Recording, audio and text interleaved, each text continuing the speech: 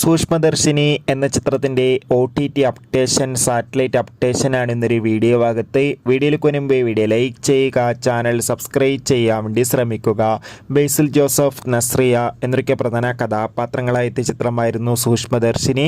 ചിത്രത്തിന് ഒരു മികച്ച അഭിപ്രായം തന്നെയാണ് ഇപ്പോഴും പുറത്തുകൊണ്ടിരിക്കുന്നത്. അതുകൊണ്ട് തന്നെ എല്ലാ സിനിമാ പ്രേമികളും ഒരേപോലെയാണ് സൂക്ഷ്മദർശിനി എന്ന ചിത്രത്തിൻ്റെ ഓരോ അപ്ഡേഷനും അറിയാൻ വേണ്ടി കാത്തിരുന്നത്.